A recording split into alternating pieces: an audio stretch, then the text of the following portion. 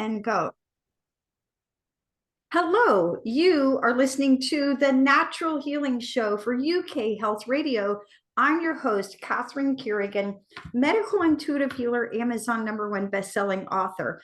You can find out more about me and my work at catherinecarrigan.com and unlimitedenergynow.com. While you're there, definitely sign up for my newsletter so you can learn even more about how you can heal yourself naturally. Now, our guest today is the one and only Linda Howe. Linda Howe is an internationally recognized expert about the Akashic Records, and we're going to be talking with her today about her new book, The Heart of the Akashic Records Revealed. Welcome, Linda Howe. Oh, thank you so much for having me today. It's just wonderful to be with you. And Linda Howe, we want to give everybody your website. Will you share with everybody your website? Well, of course, and come to my website. It's lindahowe.com. Very complicated. All right, so Linda Howe, what exactly are the Akashic Records? I love it. Let's start at the beginning, right? So here's what they are, most simply. You know, this is a topic I've talked about for 5 days at a stretch, so I'll try to keep it brief. The Akashic Record is a vibrational archive of every soul and its journey as human. What that means is this: because it's vibrational, we can't see it, right? We never see it with our human eye or even our strong eye. Okay, so it's vibrational, but we can sense it, we can feel it. And it's an archive, so it's a collection of every soul. So what this means is, you know, you and I are in, all of our friends, and all the people we don't like very much. It actually requires every human being that has ever existed or ever will exist to be included. And finally, the Akashic Record holds the archive. It is the archive, the collection of all souls and their journey as human. So what this means is that now listen, we certainly may have had lifetimes in other dimensions, other galaxies. That's high, of course, but the Akashic Record does not address that. The Akashic Record it's related to the earth. It's like the invisible, energetic correspondent to this planetary life. So if, let's say you were from the Pleiades or something, you're from another galaxy, that may certainly be true, but that information is not in the records. So we want to know what it is so that we can make good use of it. So that's the shortest explanation. Great job. Now, Linda Howe, what is the pathway prayer to access the heart of the Akashic Records? And is your method of accessing our Akashic Records different from other methods? Okay. You know, this is an interesting question because I don't use other methods. So I don't really have too much to say about them other than, I don't know, try them out. But here's what I do know. I know that in 1994, I came into the records in the sacred prayer tradition. The prayer that I worked with from 1994 until about 2000 took me into like a very emotionally remote dimension within the Akashic field. Okay. It was very interesting, of course. However, I happen to be very emotional, and so are my clients. And it was terrible. So I made the prayer, is there a way? So what happens is I received the pathway prayer process in 2001. I have been working with it ever since and have taught people globally. It's fascinating because it's conscious, responsible, and deliberate. Okay.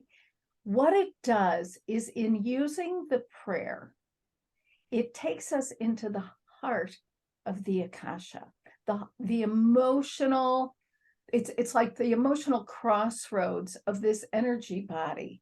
So when we talk about the record, it's not a deity. I've had people say, oh, I prayed to the records. I'm like, oh, don't bother.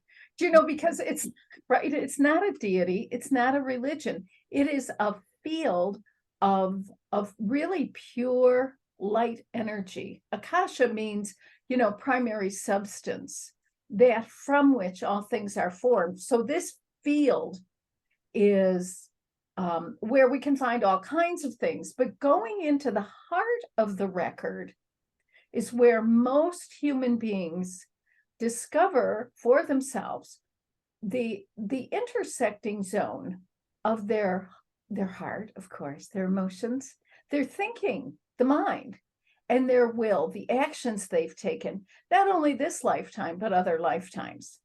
Now, here's the thing about this that I think is fascinating. Prior to using this prayer, I know I had bumped into the record before. And almost everyone who comes to classes, reads the book, everyone has bumped into it. But it's very random. And we have no authority, or I guess the word right now is agency, but we don't have it. We can't, how do I get there? And so using this prayer is like the fast track. It causes a very subtle shift in our awareness so that we can experience a perceptual shift and make contact, more conscious connection. Most everyone, everyone has contact with their own soul. It's just not always so conscious, right? Using the prayer puts us in it strengthens our conscious connection. The other thing I just have to tell you, I just thought of this, and I think this is it's been really helpful for me to understand that the record is not the source. People say, I want to go to the source. Well, don't we all? Okay, yes, of course you do. But the Akashic record is not the source. However, what it is the energetic connective tissue from the soul to the source. Okay, so it's that dimension that is so pure and so clear that the truths embedded in our soul bubble up inside of us, right? I have a friend who used to say, Linda, the truth is within. Now, you and I both know that, Catherine. The problem was I couldn't always get to it.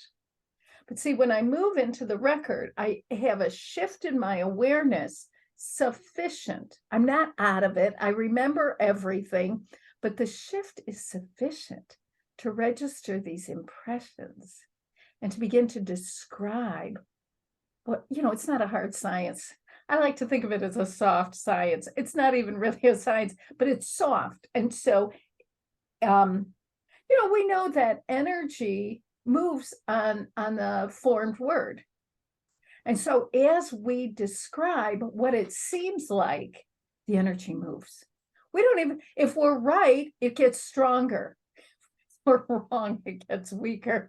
So that's basically, I don't even know, this business about the pathway prayer. So the prayer that I use, that I teach it globally. I have I work with a lot of people in China and Russia, which is very exciting to me. I mean, people all over the world.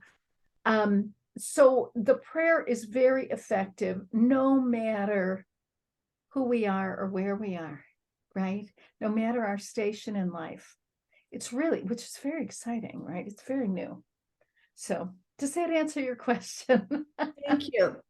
Now, if I think about asking a question, if I ask a friend a question, I might get one answer. And if I ask my mother a question, I get another answer. And if I ask my father, I get another answer. How is the information we receive from accessing our Akashic records different from guidance we may receive from our angels? Okay. The big difference is this. When we work with angels and spirit guides, are they wonderful? Yes. Do we love them? Of course. However, they are, we know them by their individual identities, right? So if I'm working with, let's say, Michael or Gabriel or any one of the archangels, right? Each one of these angels, first of all, they have an individual identity, they have a name, they have stuff, usually cool stuff. The same thing with spirit guides, right? Guides are like this as well. What happens is in the Akashic record, the beings of light who assist us work in a group. So if you and I, let's say we're floating around and we've been angels for a few thousand years and we decide we want to help out in the Akashic record. So what happens is upon our entry into this realm as like guardians or keepers like that, we are required to relinquish our individual identity. So I'm no longer Linda, you're no longer Catherine. So that when a person comes into their records, we work in a group to support them as opposed to one angel. And what seems to be the case for human beings, because we're very interesting creatures, as you know, is that when human beings work with angels and guides, the work becomes about the spirit helper rather than that person. And the more we work in the record, the work is about, it's not about the record, it's about us. It's about who we are and who we are becoming. And so directionally, it's different. Now, all of that to say, I have many students who come to classes. This is hilarious. And they are in the class because their angel told them to be there. Right? But see, what seems to happen to a person, this is to a person, is that the angel will escort a person, or a spirit guide, can be either one, will escort the individual into the record and like kind of like wait in the vestibule until that individual gets more comfortable in that dimension and then depart. What happens a lot, this is so interesting, is that the information in the beginning it's qualitatively very similar. However, the deeper we go into the record, the more it's not just the information, it's the energy, it's the altitude of awareness, the consciousness, right? So a person can say, I love you. And it's like, oh, that's nice. And you kind of, it's like, it's a nice feeling, but it's not like, boom. But another one can come along in deep love and say, I love you.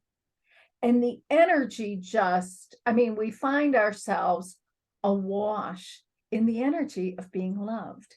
That is the difference. The words can be the same, but I want to call it the punch. The energetic punch is much stronger the deeper we go in the record. And it's so I like to think that the angels and the spirit guides live, this is so terrible, but they're living on the front lawn. And when we go into the record, it's a mansion, right? And sometimes we're a little nervous about this. So we get escorted in. And then when we are more comfortable, the guide will leave and go back out to the front lawn and look for their next person. And with that, let's take a break and listen to a message from one of our commercial sponsors here at UK Health Radio. And we'll be right back with Linda Howe, author of The Heart of the Akashic Records Revealed.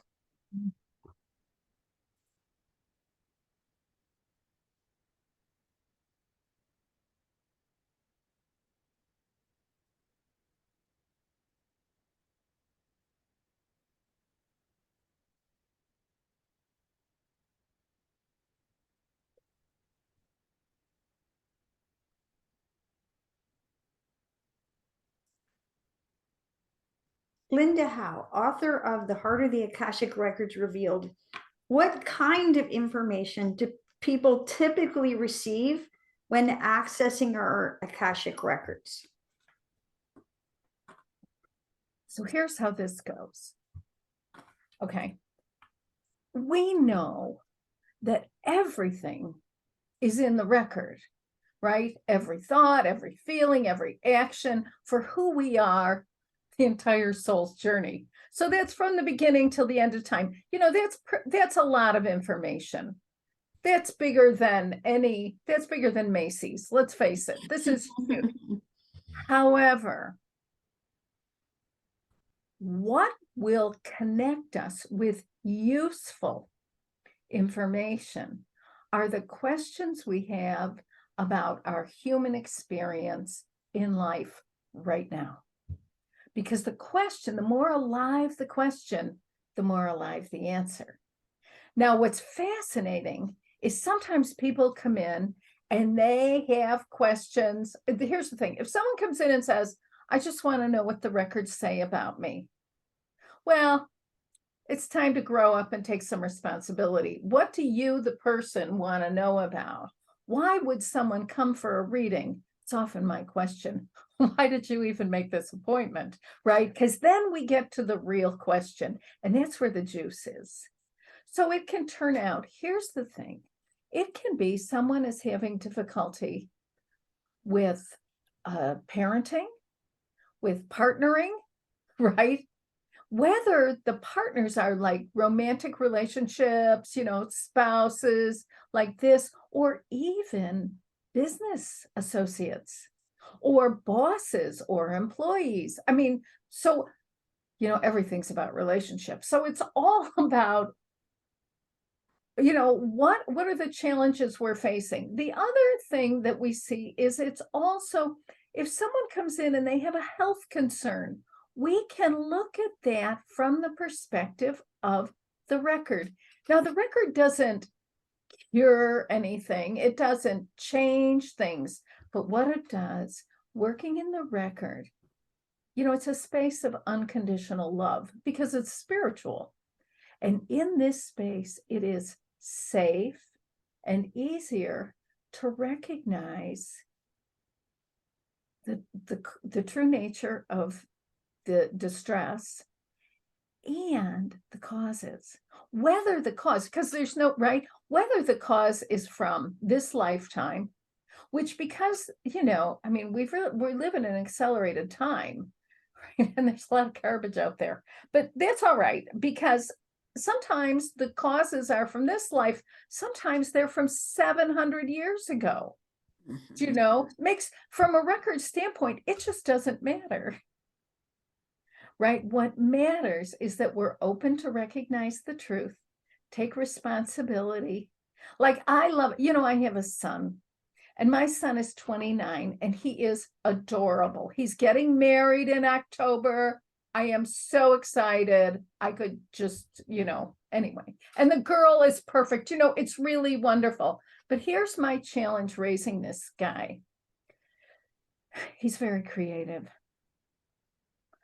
And the whole time he was a little boy, I mean, up until recently, actually, I would go into my record and my question was like, how do I get him to do X, Y, and Z?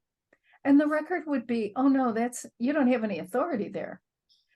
Right, what's my part? How am I contributing? How can I support? How can I encourage him and not shut him down or turn him into a criminal?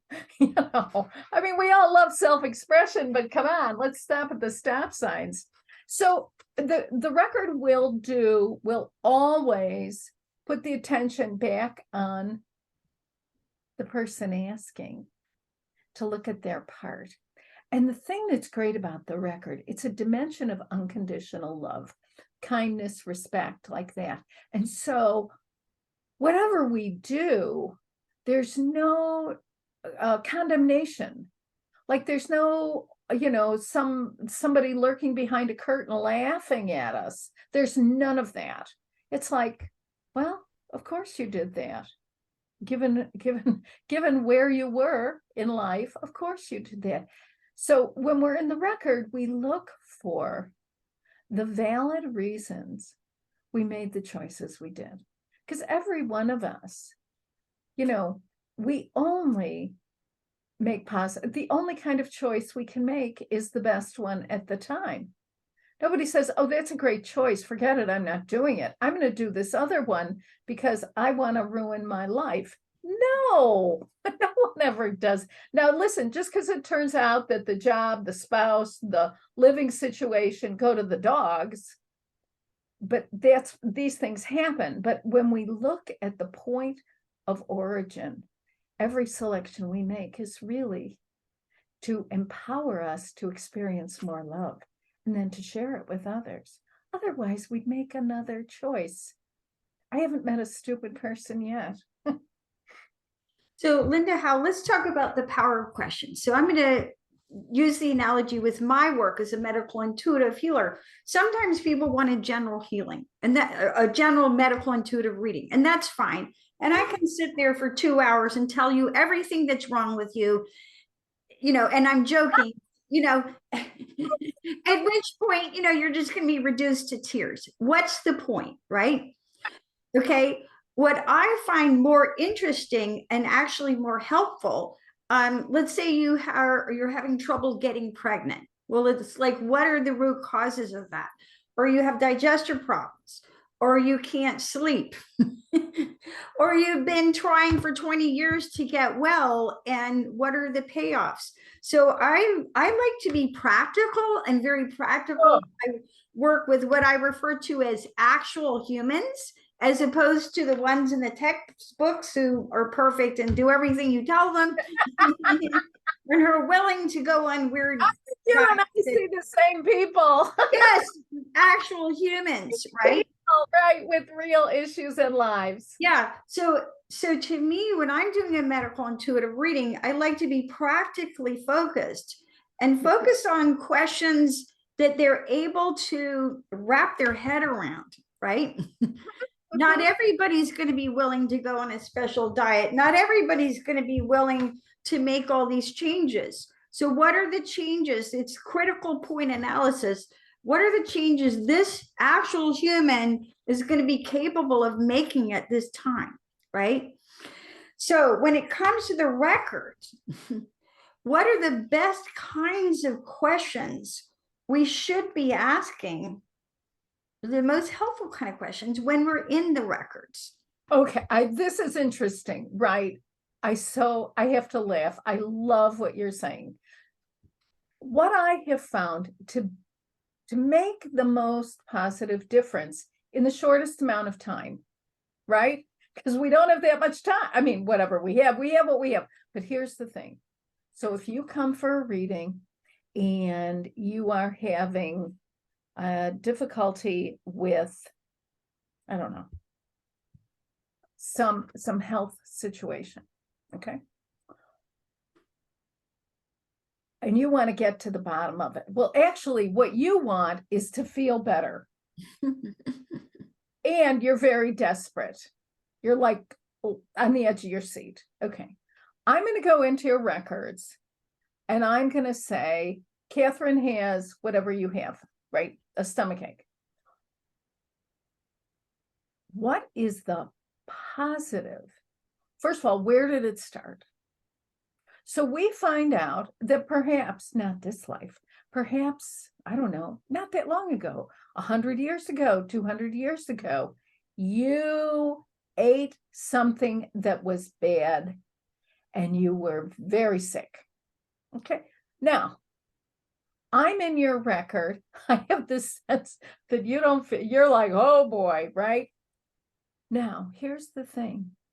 From an Akashic perspective, we recognize you have carried this stomach ache because it was really helpful to you at the beginning. So I'm going to ask in your records, what is the valid reason? Because you are not a nitwit. What is the valid reason for this stomachache? Well, we find out, had you continued to eat the food whatever it was, the meat or something is funky, right? Had you continued to eat that, you would have gotten sick like everybody else in your community and died. But you were like, man, I'm just going to eat what, bread or rice or something, right? I'm just going to have broth. Thank you very much. And what that did is that saved your life. The problem is your consciousness is back there and your body is here. So what we want to do, okay, first of all, we're aware you have an issue. We want to accept the reality. Your stomach is terrible and all you can do is eat broth. Well, that's the way it is. And there's a good reason for that. At this point, our shift in awareness is that we appreciate, right? See, when I'm like, Catherine, you are a genius because you could have died like many times over. And it turns out not eating saved your life. That stomachache saved you. And you're a little confused. So when you make peace, okay, when you really accept who you were and you can appreciate the choices you made in that time and place, then acceptance facilitates release. When we accept the reality, you have a stomachache. It's the way it is. It is not a moral issue. It's just a stomachache. When you accept that, all the scaffolding falls apart, right? When you recognize the reason you have it, it's a good reason. You're really kind of a whiz. Then we can move into action. Now, what I often look for is the level of desperation in the person I'm working with. Because someone can come in with a stomachache, but they just want to drink chamomile tea. They're like, that's all I'm going to do, and you can jump in the lake. But see, it may be that there are other strategies that could really be helpful for you, right? And this is the point at which, and I pay attention. If I say to you, I don't know, let's start with oatmeal and work our way up. And you're like, no, I say, I got it. But if you're like, oh, that's interesting. Yeah, I'll try that. Then I know I will go until you say no. And the guidance is from the record, because I don't know. I'm no nutritionist. What do I know? Right? I mean, I still drink decaf coffee, and I'm sure they're going to come out with some warning on that any minute. But in the meantime, but do you understand? This is how this goes. So even though the past, the present, and the future are all equally available, they are not all helpful right now. When people have too much information, they just stand there frozen, like, ah! But if we can discover why are you here? How would you like me to help you? And then we have the conversation. Do you know what else I think is so interesting? I had a woman come. This was so cool. And she was upset about her marriage. Okay. She'd been with this guy. He was her soulmate. She loved him. It was great. It was love shack for many years. And then what happened was the whole thing started to go south. And she was upset. And I kept getting in the records. And I ask her about what she does. So I say to her, what do you do other than, be married to this guy? Well, it turns out she's an artist. Mm-hmm. And when she met this man, she was very involved in her art. And she was very fulfilled by doing her art in that certain way, right? That only artists, right? It's a certain relationship they have. Well, lo and behold, over a period of years, like maybe 5 years, she stopped going to her studio. So even though it looked like she had a relationship problem, the real problem was with her creativity. And so she started, the prescription was, go back to the studio 3 times a week. And she did. And do you know her marriage improved? Yeah, great insights. And with that, let's take another break and listen to a message from one of our commercial sponsors here at UK Health Radio. And we'll be right back with Linda Howe, author of The Heart of the Akashic Records.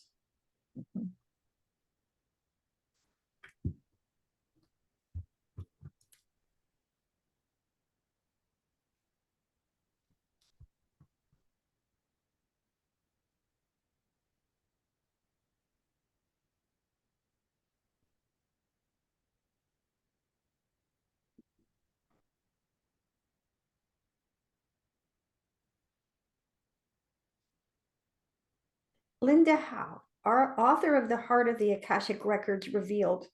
What is our Akashic destiny? And is that any different from our soul's purpose? Yes, it's different, but they're related. Okay. So here's what this is. Our Akashic destiny is from the word destination. And so what that indicates is the place of our arrival. Where will we land? Given who we are as people, given all of these factors, where will we land?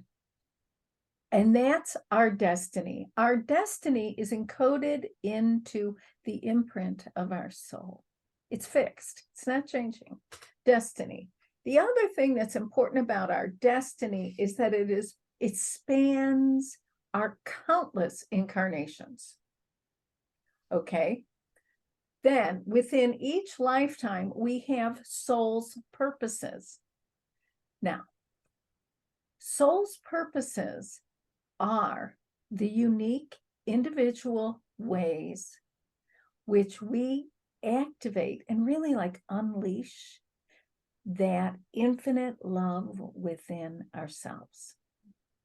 And then we share it with others. So our soul's purposes are different in different incarnations. See, I'm sure, I love ice skating. A couple of years ago, actually 2 years ago, I had a terrible fall and a terrible injury.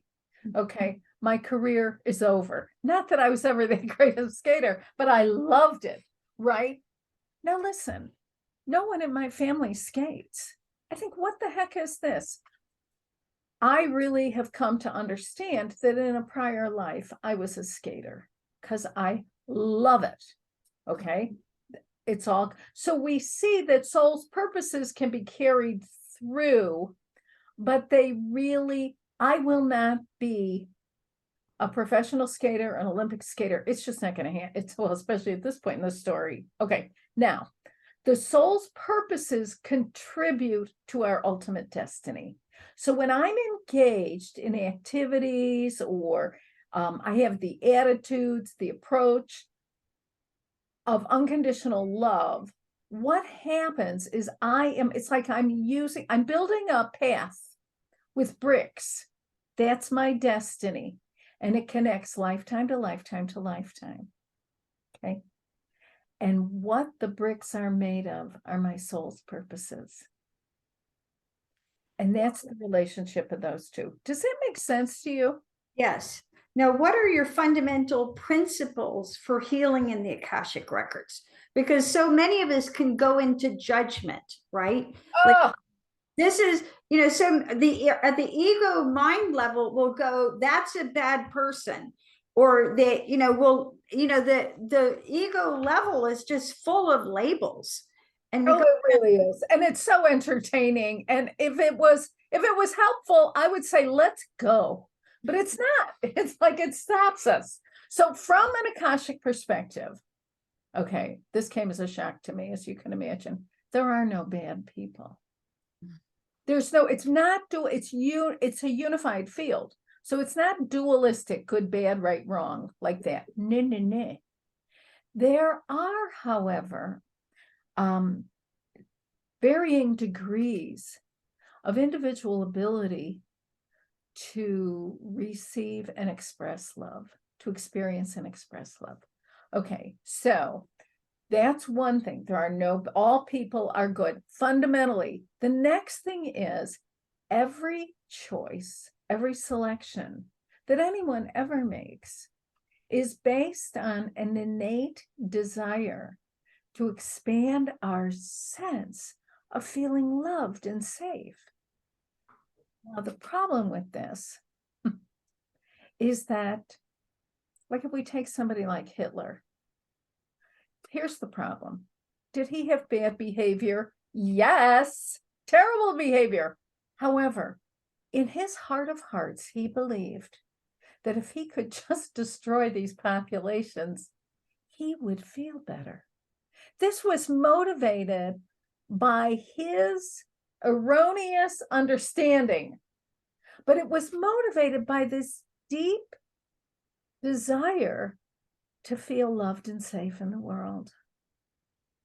And so the only time human beings harm one another is when it seems like such a good idea. Like, oh, great, I'm going to kill my spouse because, oh, then it'll be quiet in the house, whatever the heck it is, right?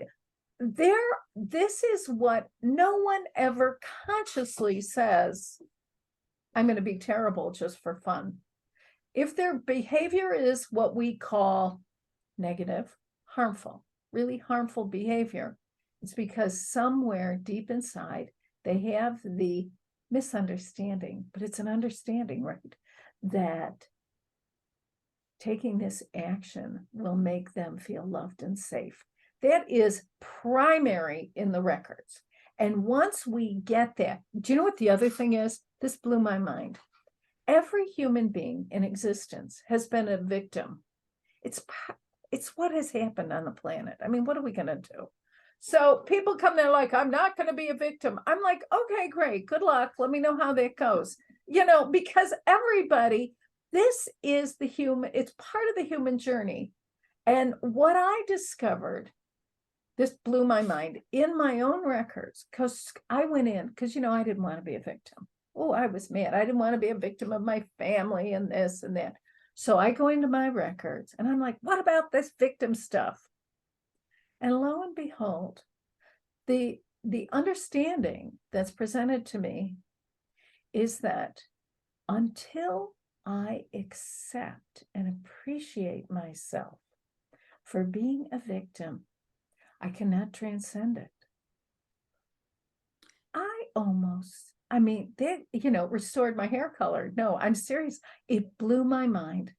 So so until we accept that we've been victims, it's legitimate, and say, oh my God, I've been a victim. We're not saying, oh, it's good, it's bad. We're just saying it's really what happened.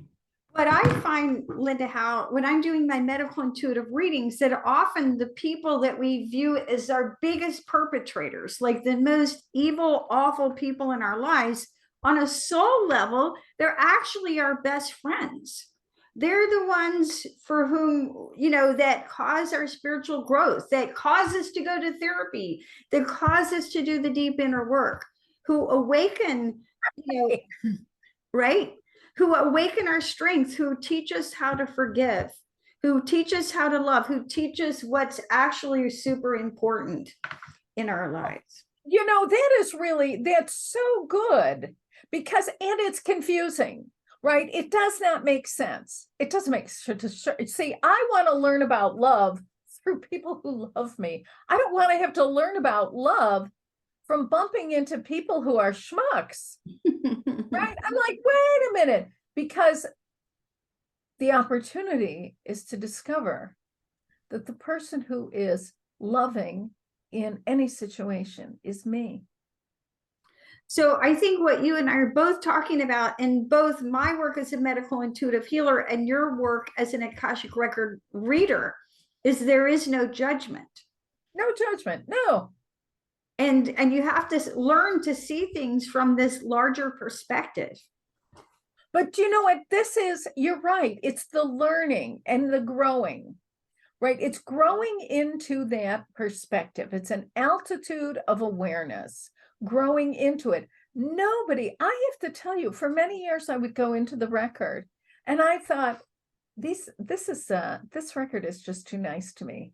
You know, I was waiting for someone to like punch me in the nose or tell me I was a knucklehead, and that never happened. And after a few years of this, it occurred to me, this was the teaching. Mhm. Is that from a spiritual point of view, no, you can do no wrong. Mm. No judgment, right? So it's all that same awareness, but this is a new idea. Listen, you know this, it's a new idea for human beings.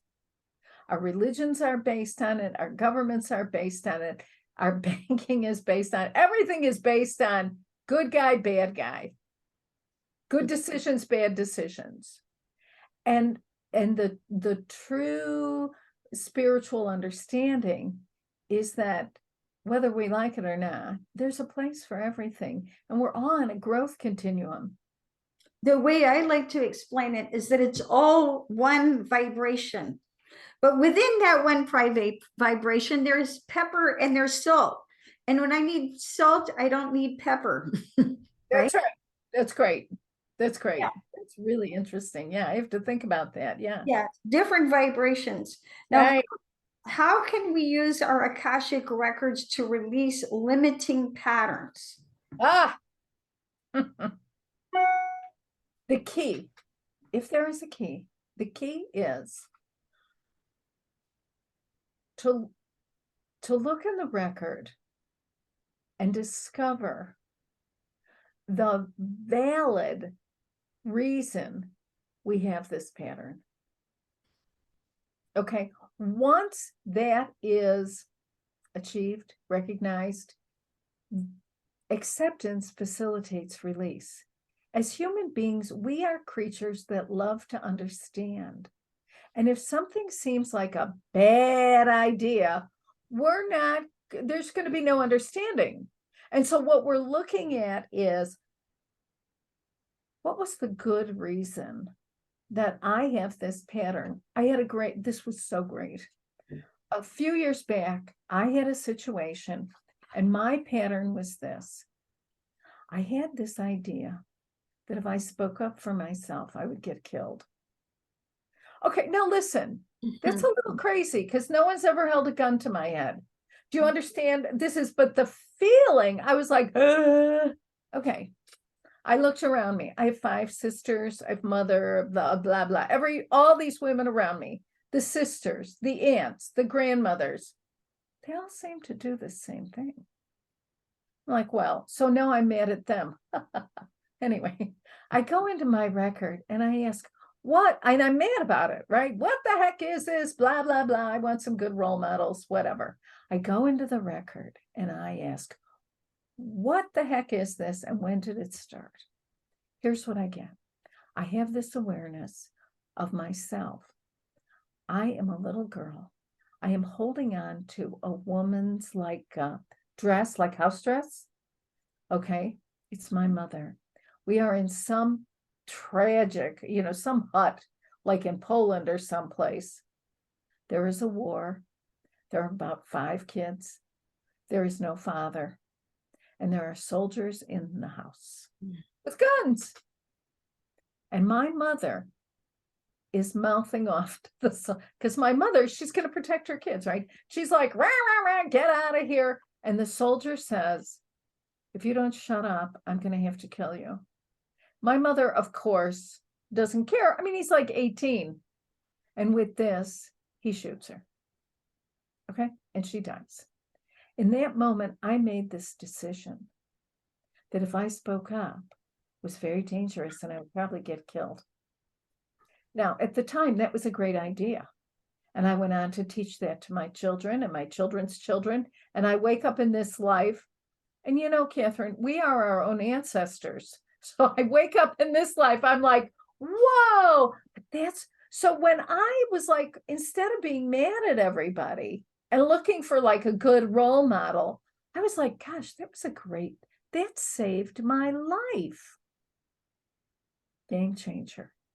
So acceptance facilitates release. That is the number one key. And from there, but then I had to learn how. Because, spiritual shift is terrific, but sometimes we don't have the skills, right? We have to learn skills. So I had to learn through trial and error how to speak up for myself appropriately. It's just something to, we're always learning something. So that's how, but that's this business with limiting patterns. There's always a very good reason for our unfortunate behaviors. Yeah, great story. And I could tell similar stories from my own life. For example, and I'll just say this briefly. I remember I realized that I was one of the soldiers who persecuted Christ. And when I realized what I had done, I poisoned myself. And that was the root of my digestion problems. Of course. Exactly. And I could go on to tell other stories, right? And it's like, oh, that's how it started. That's the why. Okay. So how do we unwind those patterns? Now, Linda, how can we use our Akashic records to reconcile past lives? Because you and I are talking about the same thing. Right. So here's how this goes. From an Akashic perspective, the record is not a fishing pond of past lives, but past lives, when they address an issue we currently face, they will come in very clear. Okay. So what happens is this. I recognize that whatever it was 400 years ago, as a little girl, I made a decision.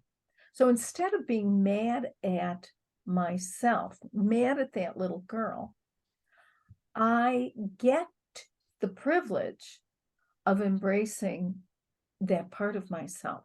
Because see, any past lives that are unresolved are simply self-rejection throughout time.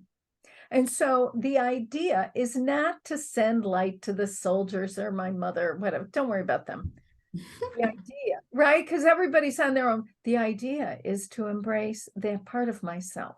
From an Akashic standpoint, the purpose of the soul's journey as human is to grow into unconditional self-love.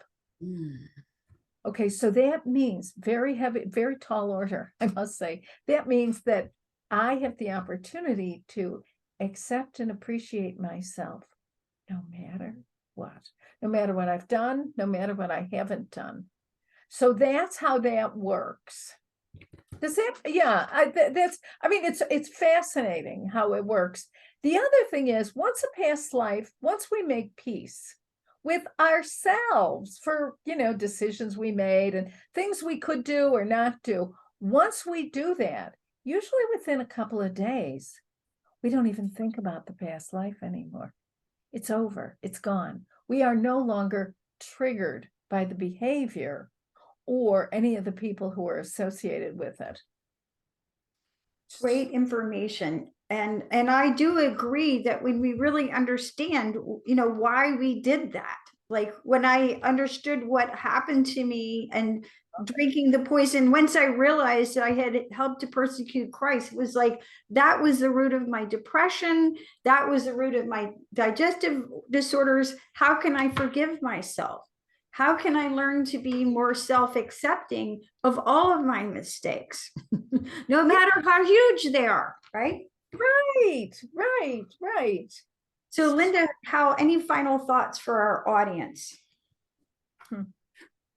Well, there's really, I'm thinking of two things. One is that, we can't rewrite our own Akashic record or anybody else's for that matter, but there's no reason to. When there's no judgment, everything that we've ever done or haven't done is for a very good reason. So the more we can give ourselves a chance and understand these things, the faster our growth. This is a spiritual resource. It is not psychic. You don't have to be psychic. You have to be willing to love yourself and others more than ever before. That's what spiritual is. Finally, I want to say, in all my classes, what we do is we always start with working in our own records and having experiences for ourselves. And people are, like, what's that about? Well, the idea is this. The law of the universe is that we can only give away what we have. And so if we have some sense of it, we will naturally share it. And that's why we do that. You've been listening to the Natural Healing Show with you for UK Health Radio. I'm Catherine Carrigan, medical intuitive healer, Amazon #1 bestselling author. You can find out more about me and my work at catherinecarrigan.com and unlimitedenergynow.com. While you're there, definitely sign up for my newsletter so you can learn even more about how you can heal yourself naturally. Our guest today has been the one and only Linda Howe. You can find out more about her wonderful work at lindahowe.com and also read her new book, The Heart of the Akashic Records Revealed. Thank you so much for listening. And when you learn to love and accept yourself naturally, you heal yourself at very deep levels. Thank you so much for listening, and we'll see you next time.